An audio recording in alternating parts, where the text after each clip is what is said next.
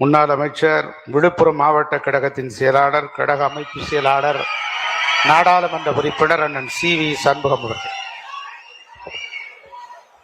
மாண்புமிகு அம்மா அவர்களை வணங்கி நடைபெற்றுக் கொண்டிருக்கின்ற இந்த கழக செயற்குழு பொதுக்குழுக்கு தலைமையேற்று தற்காலிக தலைமையேற்று நடத்தி கொண்டிருக்கின்ற கழகத்துடைய துணை பொதுச் செயலாளர் அண்ணன் திரு கே.பி. முனுசாமி அவர்களே மற்றும் இந்த வரலாற்று சிறப்புமிக்க இந்த செயற்குழு பொதுக்குழுவில் கலந்து கொண்டு சிறப்புரையாற்ற இருக்கின்ற என்றும் எங்களுடைய முதல்வர் திரு எடப்பாடியார் அவர்களுக்கும் மற்றும் இந்த பொதுக்குழுவிலே கலந்து கொண்டிருக்கின்ற துணை பொதுச் செயலாளர் திரு நத்தம் விஸ்வநாதன் அவர்களுக்கும் கழகத்துடைய பொருளாளர் திரு திண்டுக்கல் சீனிவாசன் அவர்களுக்கும் தலைமை கழக செயலாளர் திரு எஸ்.பி. வேலுமணி அவர்களுக்கும் மற்றும் வருகை தந்திருக்கின்ற அனைத்து தலைமை கழக நிர்வாகிகளுக்கும் கழகத்துடைய செயற்குழு பொதுக்குழு உறுப்பினர்களுக்கும் என்னுடைய வணக்கத்தை தெரிவித்துக் கொள்கின்றேன்.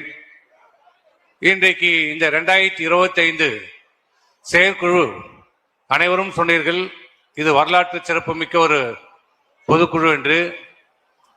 உண்மையிலே இது அனைத்து இந்திய அண்ணா திராவிட முன்னேற்ற கழகத்தினுடைய வரலாற்றிலே பொறிக்கப்பட வேண்டிய ஒரு முக்கியமான நிகழ்வாக அமைய போகிறது.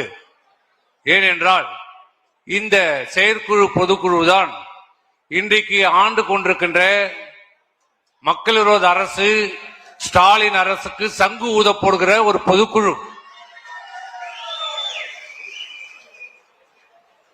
பல்வேறு இந்த மண்டபம் நம்முடைய அனைத்து இந்திய அண்ணா திராவிட முன்னேற்ற கழகத்தினுடைய வரலாற்றிலே பல்வேறு சிறப்பான நிகழ்வுகளை சந்தித்திருக்கிறது. குறிப்பாக அம்மாவின் மறைவிற்கு பிறகு இந்த 5 ஆண்டு காலத்திலே இந்த அனைத்து இந்திய அண்ணா திராவிட முன்னேற்ற கழகம் இருக்குமா இருக்காதா, 2ஆக போய்விட்டது, 3ஆக போய்விட்டது, 4ஆக போய்விட்டது, அவர் போய்விட்டார், இவர் போய்விட்டார், அதனால் இந்த இயக்கம் காணாமல் போய்விடும், வெற்றி பெறாது, வெற்றி பெறுவதற்கு வாய்ப்பே இல்லை என்று தினந்தோறும் இந்த ஆளும் திராவிட முன்னேற்ற கழக அரசு ஸ்டாலினுடைய அரசு பல்வேறு பொய்யான கட்டுக்கதைகளை இன்றைக்கு பரப்பி கொண்டு வந்திருக்கிறது. அதற்கு துணையாக இந்த ஊடகங்களும் பத்திரிகை துறையிலும் முழுமையாக விலை போய் அனைத்து இந்திய இப்போது மட்டுமல்ல, ஏதோ அனைத்து இந்திய அண்ணா திராவிட முன்னேற்ற கழகத்தை மாண்புமிகு அம்மாவுடைய மறைவிற்கு பிறகு இந்த 5 ஆண்டு காலத்தில் தான் நம்மை கல்லெறிகிறார்கள் என்றில்லை.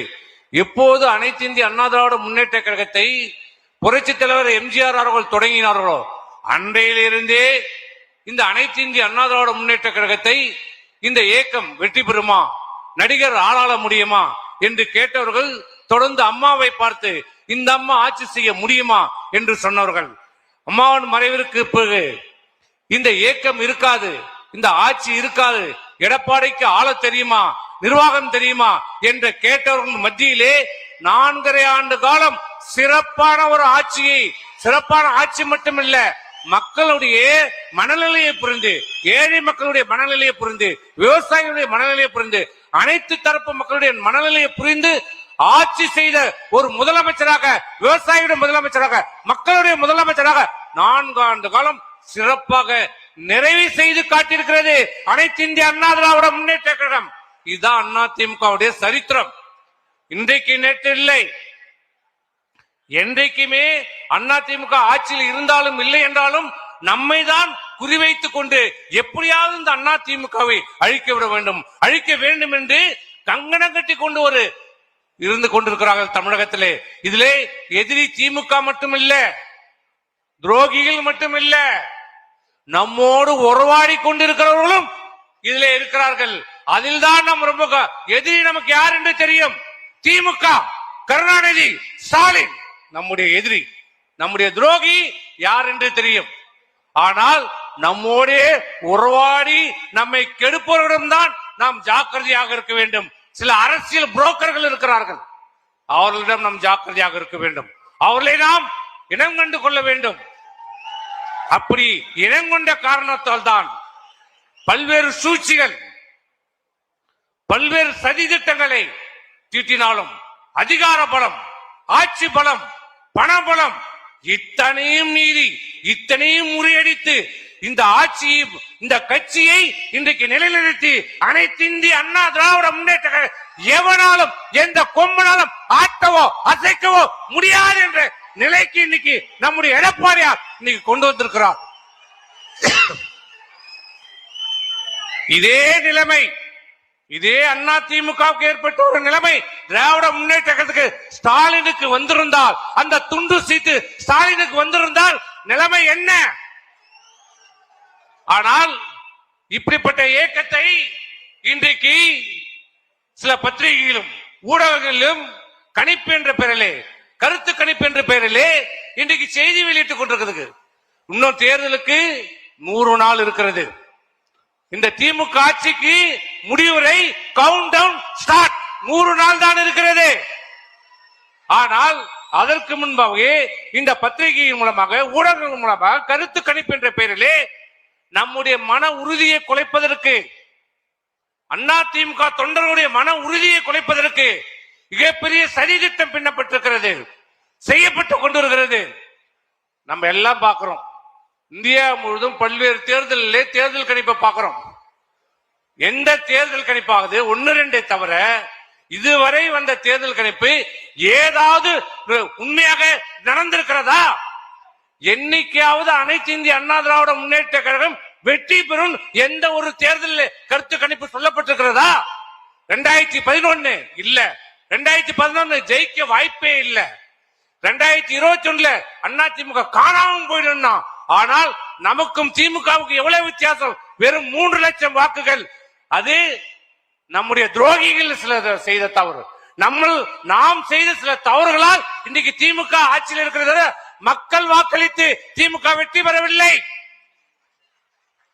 நம்முடைய தவறுகள், சில துரோகியின் காரணத்தால் இன்னைக்கு ஸ்டாலின் ஆட்சி பொறுப்பேற்றோம். நாங்க போட்ட பிச்சை இன்னைக்கு ஸ்டாலின் இன்னைக்கு முதலமைச்சராக இருக்கிறார். ஆகவே தயவு செய்து இந்த ஊடகங்களிலும் பத்திரிகைகளிலும் வருகிற கருத்து கணிப்பு என்ற பெயரிலே தினந்தோறும் மாலையானால் 4 பேர், ஊர்ல 4 பேர் சொல்லுவான், 4 விதமா பேசுவான். அவன் பக்கத்து வீட்டுக்காரனை கேட்டாலே அவனை யாருன்னு தெரியாது. கவுன்சிலர் ஓட்டுல நின்னா வாங்க மாட்டான், அவன் பேசுவான். நான் பார்த்து விட்டேன், நான் கேள்விப்பட்டு விட்டேன்.